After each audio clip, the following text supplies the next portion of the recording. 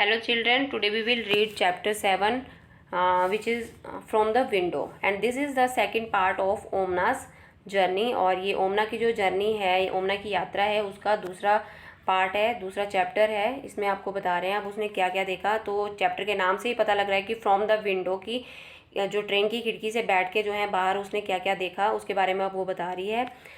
This was the second day of Omana's journey. अब ये जो है दूसरा दिन है ओमना की जर्नी का। कौन सी डेट को? 17 मई को। और सुबह के जो हैं 7:30 बजे थे। The train stopped at Madgaon. और मडगांव तो जो ट्रेन है वो मडगांव, ये गोवा में एक जगह है, वहाँ पे रुकती है। It was written on the board at the platform. तो प्लेटफॉर्म में जो बोर्ड लगा था, जैसा आप यहाँ पे पिक्चर में देख सकते हैं, तो इसी तरह का बोर्ड लगा था, तो वहाँ पे उसने पढ़ा उसका नाम। और her appa said that they were going through the state of Goa. तो उसके पिताजी उसको बताते हैं कि अब वे जो हैं जो गोवा राज्य है वहाँ से होते हुए अब हम जा रहे हैं। और they get off at the station, filled their water bottles and had hot tea. Train started again. अब जो है वो वहाँ पे ट्रेन थोड़ी ज़्यादा देर रुकती है, तो वे ट्रेन से उतर के जो है अपने पानी की बोतलें वगैरह भरते हैं, चाय पीते हैं, ठीक है। और ट्रेन जो है फिर दोबारा से चल पड़ती है। नाउ आपको जो है गोवा के बारे में बता रहे हैं उनकी उसकी क्या खासियत है गोवा राज्य की। Goa is a very beautiful state located in the western region of India. Goa जो है बहुत ही सुंदर राज्य है जो कि कहाँ पे है? भारत के पश्चिमी रीजन में पड़ता है। It is bounded by the state of Maharashtra to the north and by Karnataka to the east and south. Arabian sea forms its western coast. मतलब गोवा जो है चारों तरफ से किस से घिरा है। उत्तर में इसके महाराष्ट्र है और ईस्ट और साउथ मतलब पूर्व और दक्षिण में जो है इसके कर्नाटका है और पश्चिम में जो है ये अरब सागर से घिरा है। It is India smallest state by area and fourth smallest by population. तो ये बहुत ही इम्पोर्टेंट है, आपका जीके का क्वेश्चन यहाँ से बन रहा है कि ये जो है इंडिया का, भारत का ये सबसे छोटा राज्य है, ओके, बाय एरिया। और चौथे नंबर पर ये सबसे छोटा राज्य है पॉपुलेशन। जनसंख्या की दृष्टि से देखें तो ये सबसे छोटा राज्य चौथे नंबर पे है। और एरिया की दृष्टि से देखें तो ये सबसे पहला राज्य, मतलब सबसे छोटा। हमसे पूछा जाए कि भारत का सबसे छोटा राज्य कौन सा है बाय एरिया, तो वो गोवा है। और इसकी जो राजधानी है वो है पणजी। और इसकी यहाँ का सबसे बड़ा शहर है उसका नाम है वास्को डी गामा, ओके। और यहाँ की जो मिट्टी है वो रेड कलर की है। और यहाँ का जो क्लाइमेट है वो ज़्यादातर नमी वाला रहता है। यहाँ की जलवायु जो है वो पूरा साल नमी वाली रहती है। और the month of May is the hottest with high humidity. और जो मई महीना है वो सबसे ज़्यादा, उस टाइम गर्मी पड़ती है यहाँ पे और सबसे ज़्यादा वो नमी भी उसी टाइम होती है। And monsoon arrives bye early June and last till last September. Monsoon जो है मतलब जो बरसात का मौसम है, बरसात जो है यहाँ पे जून के स्टार्टिंग में ही आ जाती है, मतलब अब तक आ गया है वहाँ पे मॉनसून। और ये कब तक रहते हैं वहाँ पे? सितंबर के लास्ट तक रहता है। और Goa has short winter season. जैसे हमारे में यहाँ पे होता है ना कि अक्टूबर या नवंबर से स्टार्ट हो जाते हैं विंटर और फरवरी मार्च तक रहती है, तो इस गोवा में जो है बहुत कम रहता है विंटर सीज़न।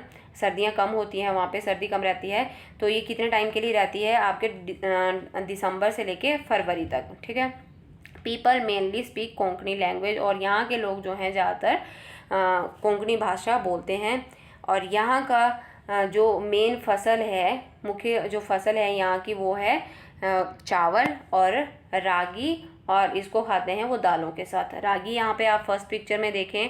और हो सकता है कि आप लोगों के घरों में भी ये फसल उगाते हैं। इसको पीस के इसका आटा बनाया जाता है और उस आटे से फिर रोटी बनाई जाती है और ये बहुत ही अच्छा होता है हमारी सेहत के लिए।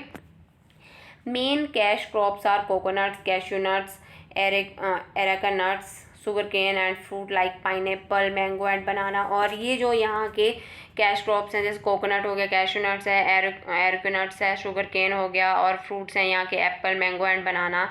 और यहाँ पे जो है जो हिल्स हैं, जो पहाड़ियाँ हैं वो पेड़ों से ढकी हैं। देयर आर स्मॉल पॉन्ड्स, छोटे छोटे तालाब हैं, नदियाँ हैं। Air is here cooler than Ahmedabad. और यहाँ की जो हवा थी ये बता रहे हैं कि अहमदाबाद से जो थी ये ठंडी थी यहाँ पे। The train pass level crossing. Level crossing क्या है? लेवल क्रॉसिंग ऐसी जगह है जहाँ पे जो आपकी ट्रेन है गांव और जो शहर है वहाँ से होते हुए गुजरती है। तो गांव और शहर का मतलब आपके जोगिंदरनगर में आप देखते हैं कि यहाँ पे भी आपके लेवल क्रॉसिंग है कि जैसे ट्रेन आती है तो वो लेवल उनको खोल दिया जाता है और ताकि वहाँ से कोई भी गाड़ियाँ क्रॉस ना कर सके। तो अगर उनको खोल के रखते हैं तो क्या हो सकता है? एक्सीडेंट हो सकता है। कोई जल्दी में जा रहा हो और वो सोचे कि ट्रेन अभी दूर आ रही है और मैं एकदम से निकल सकता हूँ, तो ऐसा नहीं होता है, वो बंद कर दिए जाते हैं। तो ये ऐसी जगह होती है जब ट्रेन जो है किसी सिटी या किसी गाँव शहर या किसी गाँव से पास होती है। तो gateman closes the gates on both sides of the track. और गेटमैन जो होता है वहाँ पे गेटमैन होता है वो क्या करता है? बंद कर देता है। जैसे आप यहाँ पे देख सकते हैं ये लोग किस तरह से यहाँ पे खड़े हैं और ट्रेन के जाने का वेट कर रहे हैं। ये लोग देखो यहाँ पे, तो ये है लेवल क्रॉसिंग। ओके, और दूसरी साइड से भी आप यहाँ पे देख सकते हैं कि गाड़ियाँ लगी हैं, ट्रैफिक लगा है पीछे को, और ट्रेन जो है यहाँ से पहले ये निकलेगी, फिर जो है ये लेवल क्रॉसिंग ये जो है खोल देंगे इनको। ठीक है। When he receives the signal of train coming close to the level crossing, people wait on both the sides of the crossing for the train to pass. We should switch off the engines of their vehicles to avoid the wastage of fuel and pollution on railway crossings। तो लोग जो हैं फिर side पे खड़े होके वहाँ पे वेट करते हैं, जो भी गाड़ी में बैठे होते हैं। और यहाँ पे एक आपको बात बता रहे हैं कि जब हम अपनी गाड़ी कहीं पे रोकते हैं, कहीं पे अगर ट्रैफिक लग जाता है या इस तरह का कुछ लेवल क्रॉसिंग पे आप ट्रेन के जाने का वेट करते हैं, तो उस टाइम हमें अपने जो भी गाड़ी में हम होते हैं तो उसका हमने इंजन बंद कर देना चाहिए, ताकि जो फ्यूल है, जो ईंधन है, उसकी वेस्टेज भी ना हो और ना ही एयर पोल्यूशन हो। क्योंकि आपको पता है कि गाड़ियों से जो धुआं निकलता है उससे जो है बहुत वायु प्रदूषण होता है। ठीक है। और thanks for watching PPT. Next part will be done in next video. Okay.